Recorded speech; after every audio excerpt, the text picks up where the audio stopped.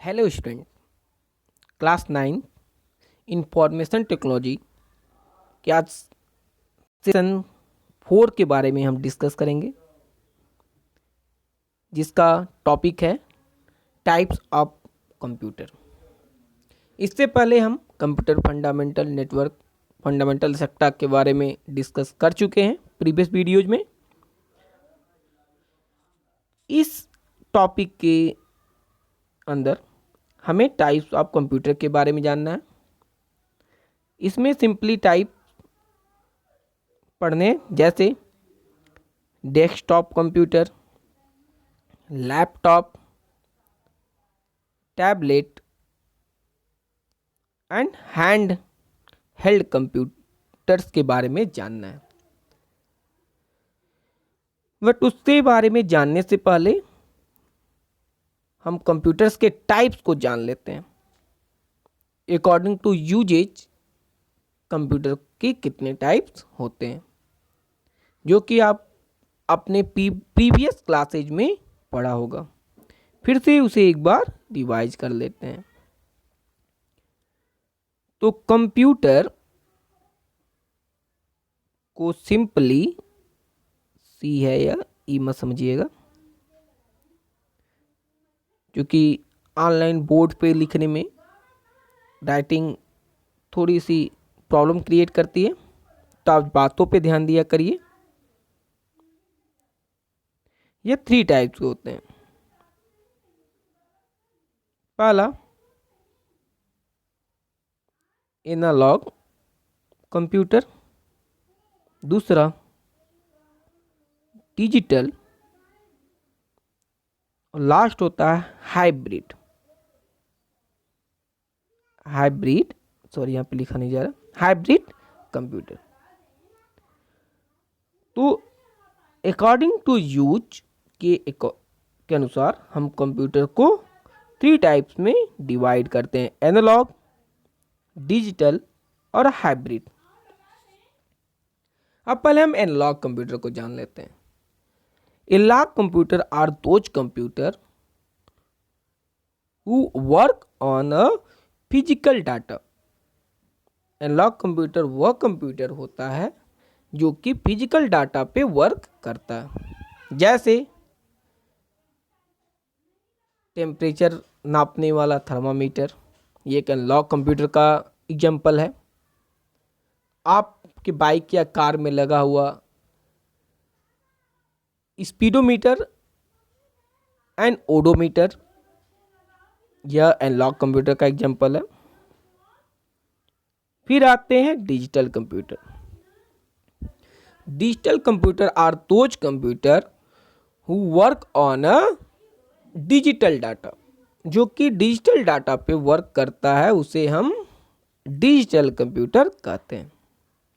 जैसे हम जो आज के कंप्यूटर इस्तेमाल करते हैं, laptop, desktop, tablet, mobile phones etcetera, ये सारे डिजिटल कंप्यूटर के टाइप हैं।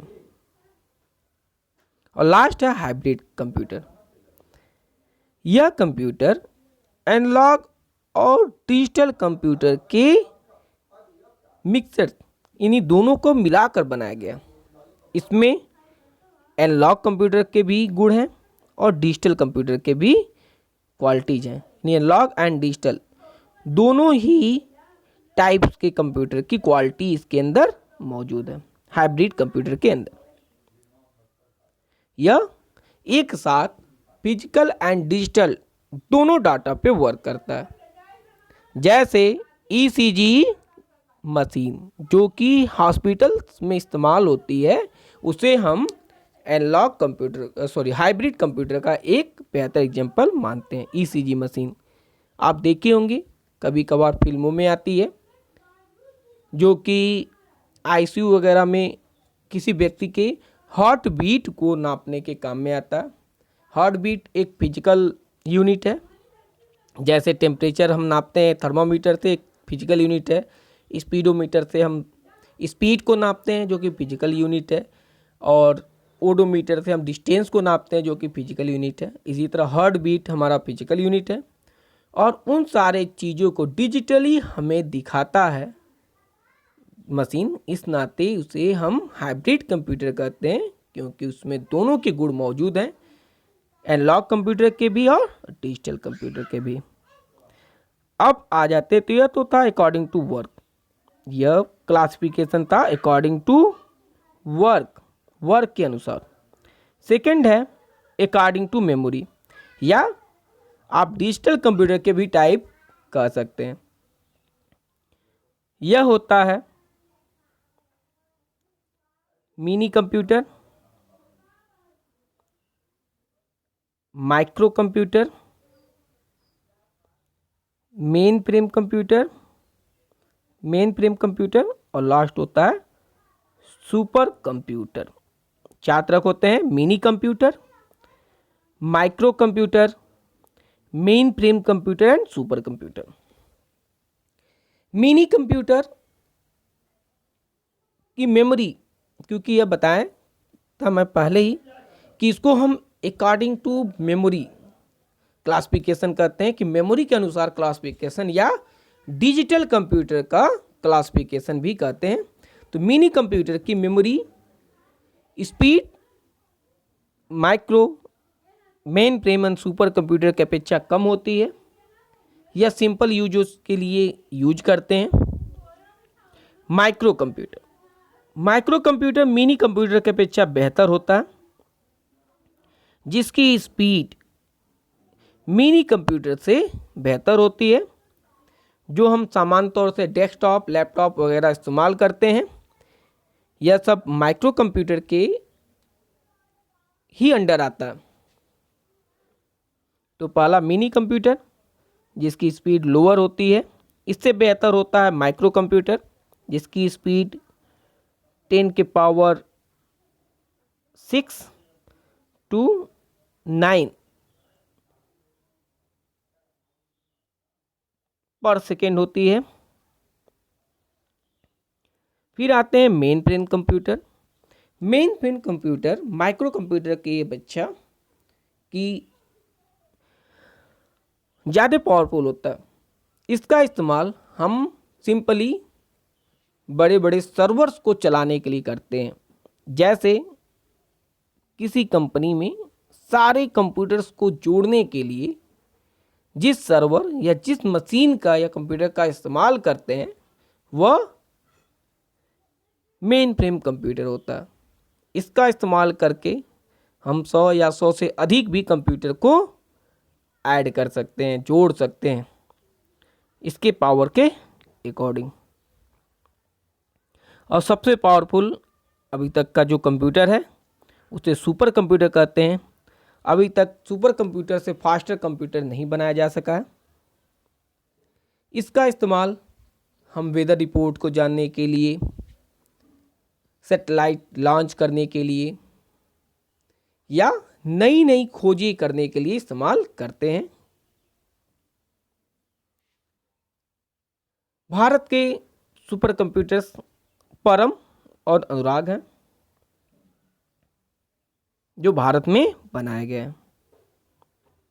अब आ जाते हैं इसके सिंपल टाइप्स के बारे में जान लेते हैं कि कंप्यूटर्स के टाइप्स क्या होते हैं। यह सामान्य तौर से 4 टाइप्स के होते हैं, जिसे पीसी या पर्सनल कंप्यूटर कहते हैं। जैसे डेस्कटॉप, देखिए यहाँ पे दिया भी होगा, कहाँ गया,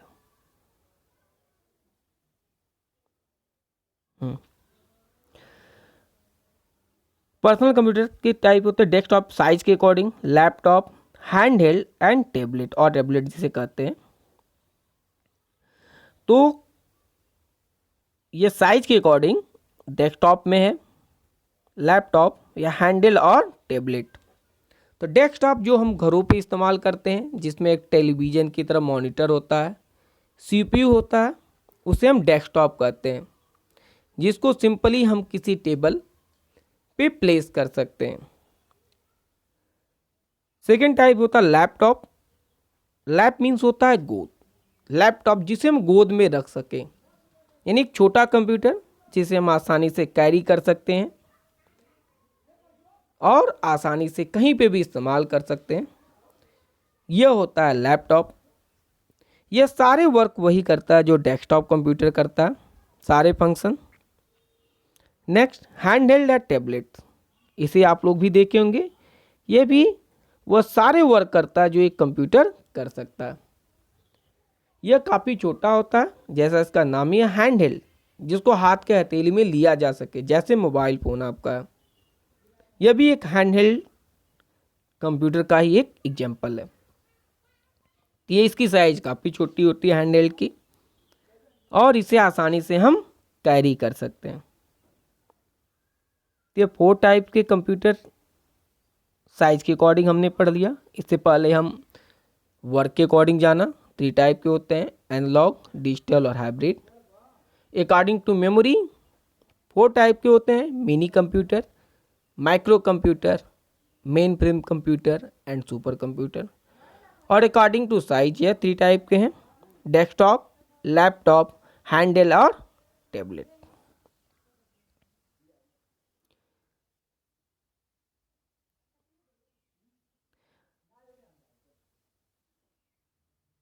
अब यहाँ पे हम जान लेते हैं टाइप ऑफ कंप्यूटर डेस्कटॉप के बारे में, जैसे मैंने बताया था।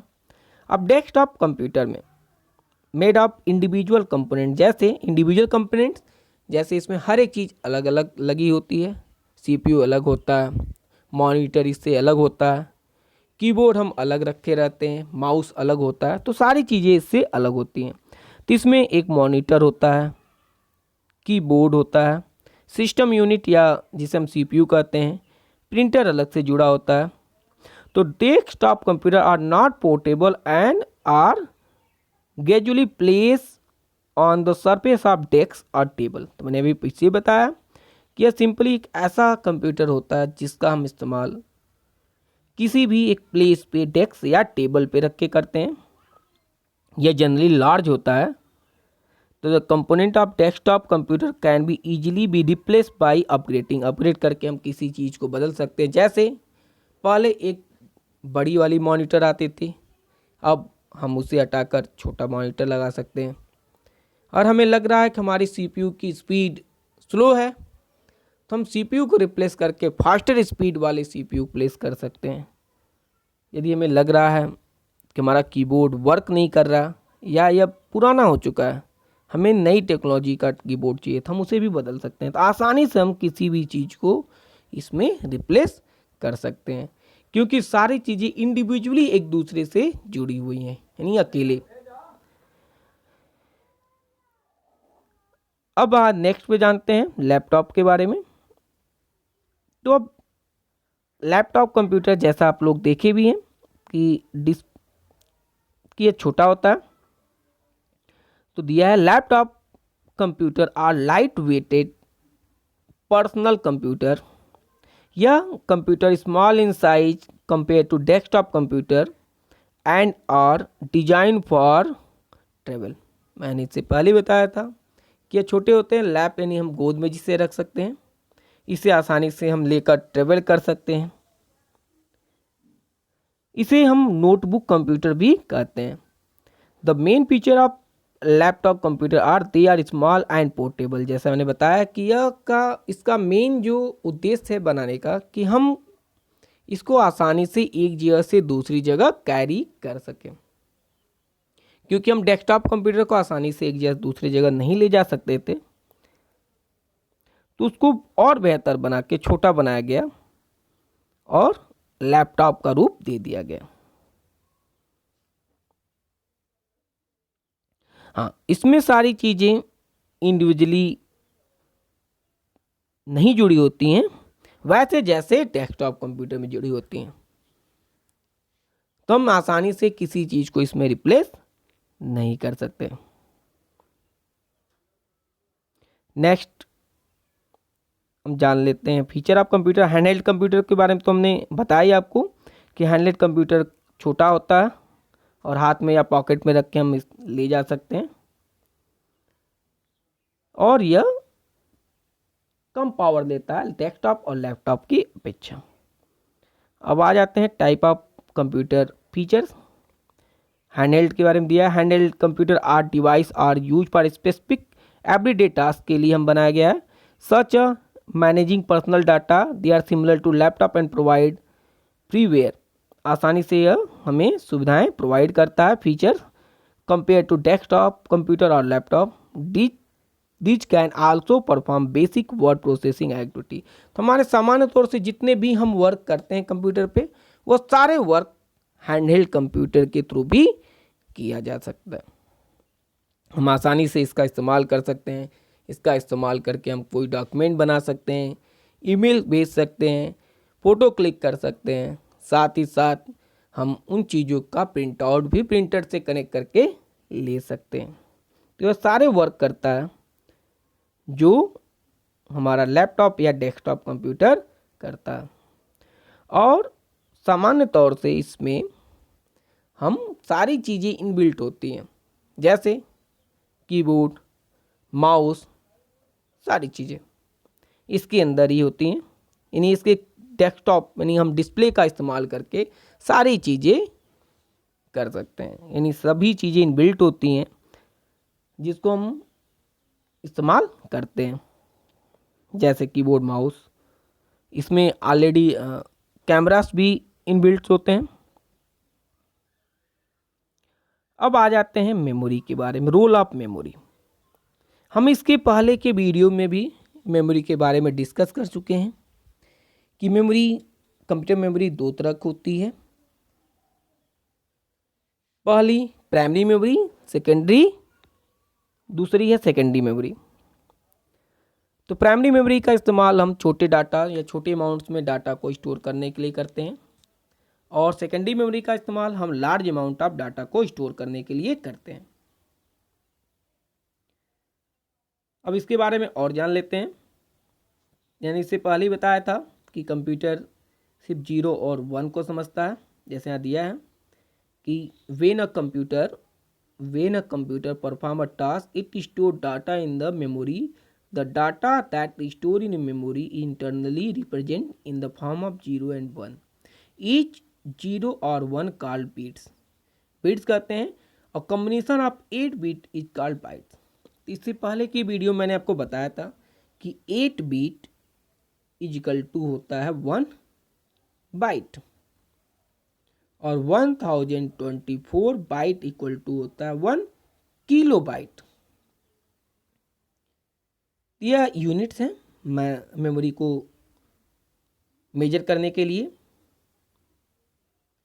तो बीट सबसे छोटी यूनिट होती है, लेकिन मैंने इससे पहले बताया था, इससे पहले भी इससे भी छोटी एक होती है निब्बल, बट हम इसे स्टैंडर्ड यूनिट नहीं मानते, इस नाते हम इसे सबसे स्मॉलेस्ट मेमोरी यूनिट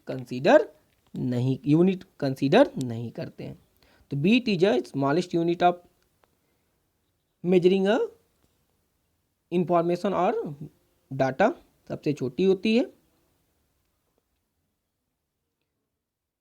नेक्स्ट पे चलते हैं। मैंने आपको इससे पहले ही बता दिया था कि यूनिट्स क्या होती है। 1024 byte equal to 1 KB kilobyte, और 1024 KB equal to 1024 KB equal to 1 MB। इसी तरह 1024 MB equal to 1 GB etcetera. These are the units जिसका हम इस्तेमाल करके मेमोरी के लार्जर यूनिट्स को डिफाइन करते हैं। वही सारी चीजें यहाँ पे दी हुई हैं।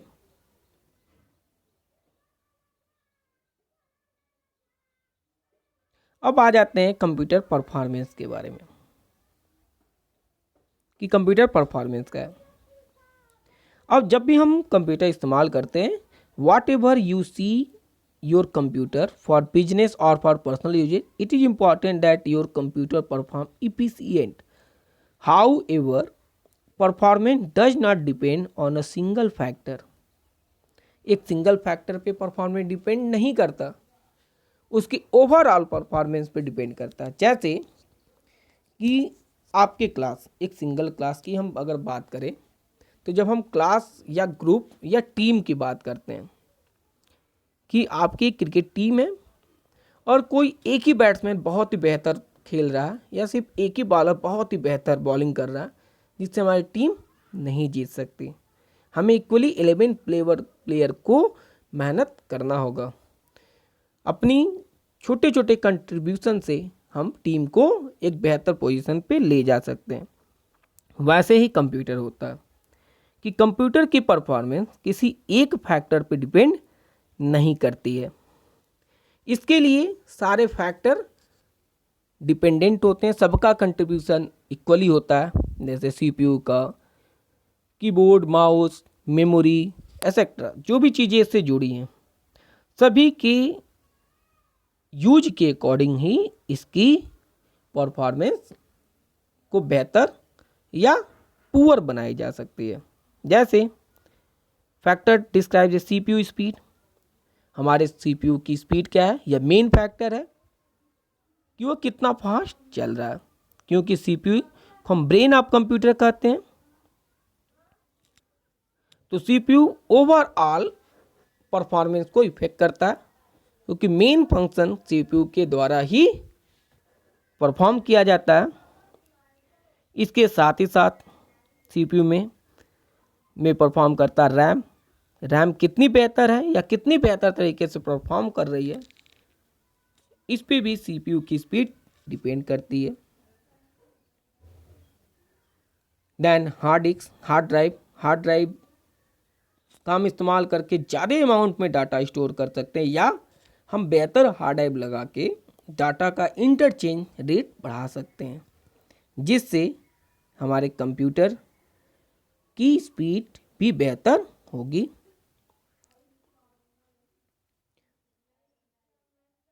और रैम, मैंने बताया इससे पहले कि रैम जितना भी फास्टर होगा और जितनी स्टोरेज बेहतर उसकी होगी, उतनी ही ज़्यादा डाटा को हम स्टोर कर सकते हैं और उस पर कैलकुलेशन कर सकते हैं।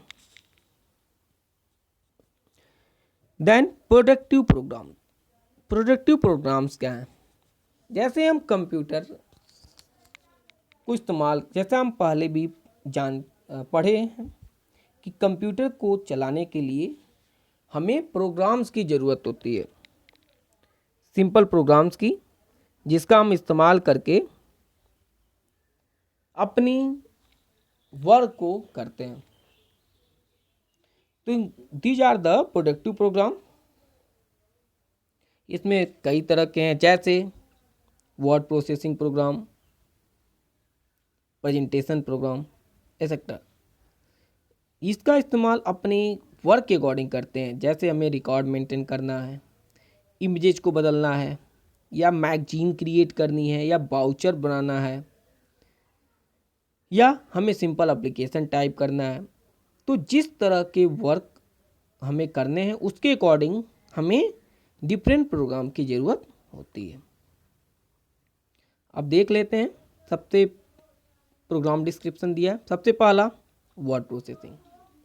वर्ड प्रोसेसिंग प्रोग्राम का इस्तेमाल करके हम किसी डाटा को या एप्लीकेशन को क्रिएट कर सकते हैं, उसको एडिट कर सकते हैं और सेव करके उसे प्रिंट भी ले सकते हैं। सिंपली इसमें हम टेक्स्ट को टाइप करने का काम करते हैं। जैसे इसमें दिया भी है कि word processing and publishing program you use word processing program to create and modify text based on document. यानी कहा ना कि हम टाइप कर सकते हैं और रीड कर सकते हैं। You can type in a modified text, use the spelling checking and build in the thesaurus. Thesaurus क्या होता है? थिसारस को हम वर्ल्ड डिक्शनरी कहते हैं, जिसका इस्तेमाल करके हम किसी भी डॉक्यूमेंट का स्पेलिंग चेक करते हैं।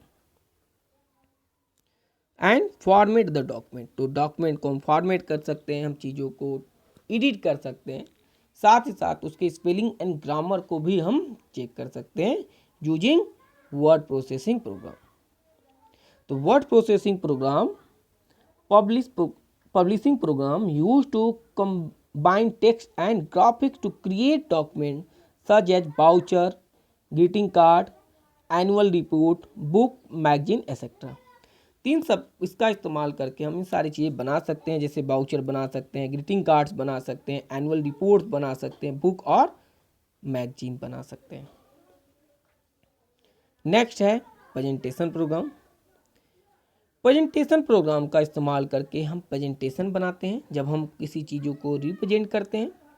हाँ, एक चीज़ मैं बताना भूल गया कि वर्ड प्रोसेसिंग प्रोग्राम के एग्जांपल हैं MS word, Notepad, WordPad etcetera. ये सारे एग्जांपल है वर्ड प्रोसेसिंग के। इसी तरह you use a presentation program to present your information को हम प्रेजेंट करने के लिए करते हैं in the form of slide. You can add sound picture to this slide to make them more attractive and informative. तो Microsoft MS PowerPoint is a commonly use presentation programme जिसका हम इस्तेमाल करके हम सिंपल प्रोग्राम प्रेजेंटेशन प्रोग्राम बना सकते हैं, जैसे माइक्रोसॉफ्ट पावर पॉइंट है। Next, spreadsheet programme. Spreadsheet programme क्या करता है? यह एक तरह की सीट प्रोवाइड करता है जो रो एंड कॉलम में बटी होती हैं। दीज आर द रो और दीज आर कॉलम। इसको मैं आपको समझने के लिए दो कलम बना देते हूँ। यह है आपका रो और कॉलम को हम डिफरेंट कलर में बना लेते हैं। These are columns. तो वर्टिकल लाइंस को कॉलम कहते हैं एंड हॉरिजॉन्टल लाइंस को रो कहते हैं। तो स्पीड प्रोग्राम वह प्रोग्राम होता है जिसका इस्तेमाल करके हम चीज़ों को